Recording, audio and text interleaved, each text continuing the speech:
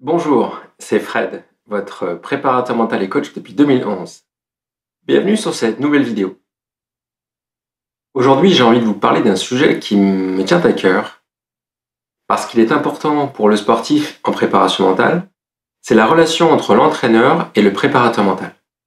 Pour pouvoir parler de ce sujet, j'ai fait appel à un entraîneur, Maurice, de Maurice fait du tennis, pour avoir un échange avec lui, et pour qu'il nous dise comment il voit la relation entre l'entraîneur technique et le préparateur mental. Salut Maurice.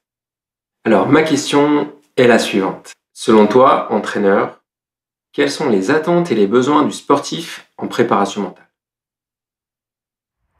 Salut Fred et salut à tous. Donc, je suis très content d'être là, donc merci pour l'invitation.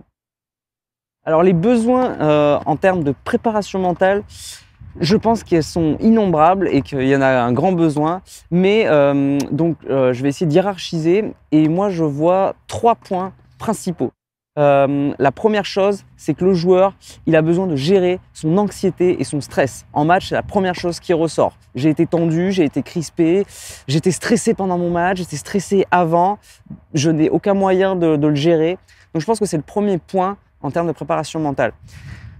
Ensuite, un des points qui revient tout le temps, c'est la confiance en soi. Qu'est-ce que la confiance? Comment puis-je l'avoir? J'étais pas en confiance. Comment puis-je me mettre dans mon match avec beaucoup de confiance?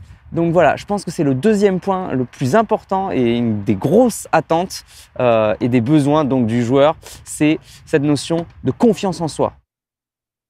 Il y en a une dernière, je trouve que c'est pas forcément la plus grosse demande envers les joueurs, mais moi je le constate en tant qu'entraîneur, quand je regarde mes joueurs, je pense qu'il y a un gros besoin en termes de concentration.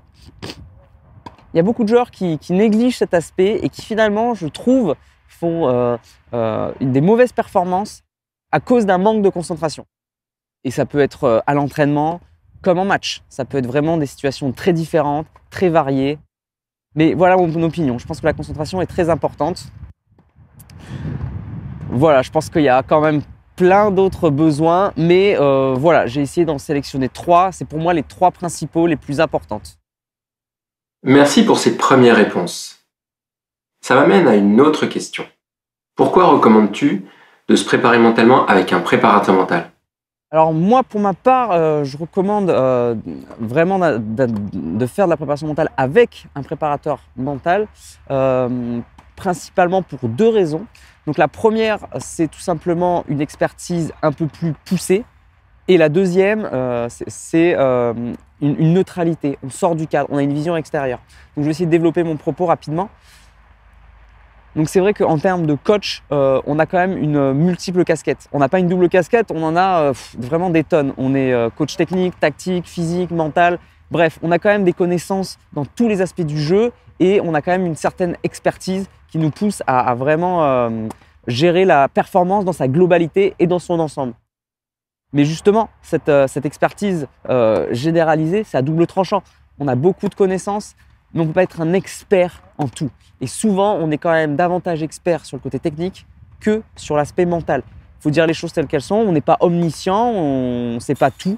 Et il faut rester humble quand même et savoir quand déléguer. Et je pense que justement, le préparateur mental a cet outil, a cette compétence qui, en termes de préparation mentale, est beaucoup plus poussée, beaucoup plus développée que nous en tant que coach. Alors bien sûr, ça demande de mettre notre ego de côté, mais je trouve que c'est fondamental pour le joueur de se remettre en question et de chercher toujours à obtenir la performance maximale. Donc une expertise plus poussée, ça c'est le premier point. Et le deuxième point, c'est aussi donc ce regard de neutralité. C'est vrai qu'on est quand même très impliqué avec notre joueur émotionnellement, on est avec lui tout le temps, on a l'impression de le connaître par cœur, mais des fois c'est bien, mais des fois on a un regard un peu subjectif, on n'est plus objectif quand il s'agit de notre joueur. Donc le préparateur mental va pouvoir justement avoir un regard extérieur, un regard vraiment neutre. Il va pouvoir poser les bonnes questions, il va pouvoir remettre en question des schémas qui sont généralement admis et ainsi questionner le mode de fonctionnement et aller plus loin, plus en profondeur ou plus en détail, plus précisément. Donc c'est quand même un atout formidable d'avoir un regard extérieur et il faut s'en servir. Donc voilà les 2 points pour moi, pourquoi j'aimerais qu'un préparateur mental s'occupe de mes joueurs. D'accord. Alors une autre question. Quels sont les bénéfices pour le joueur et pour l'entraîneur? Alors la raison principale, pour moi, elle est claire, c'est la performance du joueur. On est toujours bien sûr avec un regard bienveillant pour la santé de notre joueur, bien sûr. Mais quand on fait de la préparation mentale, c'est quand même pour être plus performant mentalement. Et je pense que c'est quand même la finalité. Donc pour moi, cette performance est vraiment le cœur, l'objectif principal de cette intervention. Maintenant, c'est sûr qu'il y a aussi le côté travailler dans des bonnes conditions. Si le joueur est motivé, ce sera plus facile pour lui d'encaisser les entraînements, d'enchaîner. Ce sera plus facile pour l'entraîneur, justement, d'avoir un joueur qui est motivé, qui a envie de progresser, qui a envie de se donner à fond. C'est toujours compliqué, même si le joueur est performant, de devoir batailler tout le temps à l'entraînement, en match. Donc, c'est vraiment difficile. Ok, ce combat est important, mais voilà, si on peut bosser dans des bonnes conditions, c'est quand même super agréable.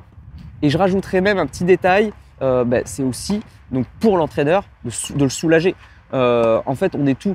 On est coach de vie. On passe 7 jours sur 7, 24 sur 24. Le joueur fait un match, on lui téléphone, on va le suivre en tournoi, on est toute la journée sur les cours. Bref, on a un métier en fait qui n'a pas de pause. On bosse continuellement. Donc le petit bénéfice en bonus pour l'entraîneur, c'est quand même de se soulager. Et on dit souvent on travaille mieux en équipe.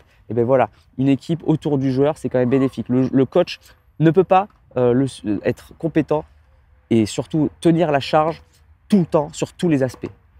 Voilà, mais on n'oublie pas que l'objectif, c'est quand même la performance du joueur. Alors justement, on parle de ça, du coup, je te prends à contre-pied et je te pose une question à toi, Fred. Je voulais savoir, en fait, qu'est-ce que tu travailles avec les joueurs? Concrètement, une séance de préparation mentale, comment ça se passe? Et voilà, en gros, quel secteur tu travailles avec eux? Alors, ce que je travaille le plus avec les sportifs, c'est la confiance en soi, c'est le stress, gérer les émotions, c'est gérer la pression. Mais en fait, chaque demande est différente. Chaque sportif ou chaque parent qui vient me voir a une demande bien spécifique.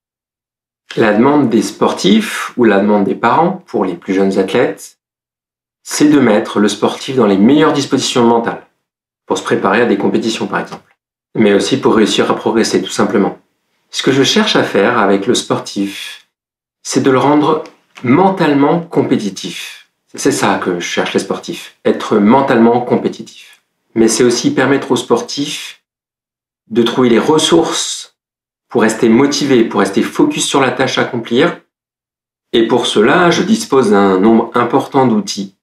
On peut travailler sur les croyances, sur la définition d'objectifs et sur les moyens. Évidemment, le premier outil, ça reste l'échange. L'échange dirigé et l'écoute, bien entendu. En fait, dans les programmes de préparation mentale que je propose, il y a toujours un fil conducteur. Souvent, c'est la confiance en soi. Ou alors, c'est la compétition qui est en ligne de mire. Se préparer à un événement qui arrive, à court, moyen terme, ou même à long terme. Est-ce que la préparation mentale, c'est pour tout le monde? Ou est-ce que tu as j'en sais rien moi, des âges, des niveaux? Est-ce que tu segmentes? Ou est-ce qu'au contraire, ça s'adresse un peu à tout le monde? Oui, la préparation mentale est bénéfique pour tous, à tout niveau, à tout âge, et en fait, quel que soit le domaine. Oui, je recommande aux sportifs de travailler leur mental, que ce soit avec moi ou avec un autre confrère. Le niveau d'exigence dans le sport est toujours plus élevé. En fait, le niveau monte grâce aux techniques qui progressent, aux compétences qui se développent.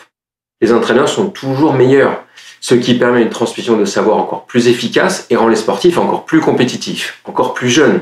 Ce nivellement vers le haut rend les compétitions toujours plus disputées et souvent entraîne une hausse du stress et peut accentuer les peurs de gagner ou de perdre.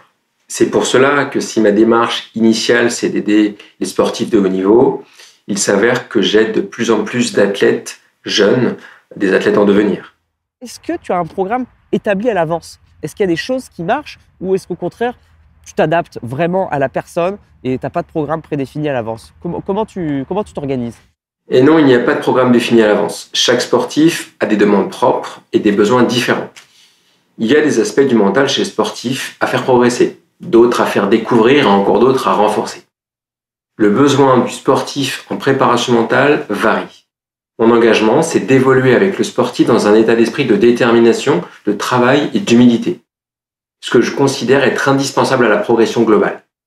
Dans mes séances, il y a souvent une part de débrief.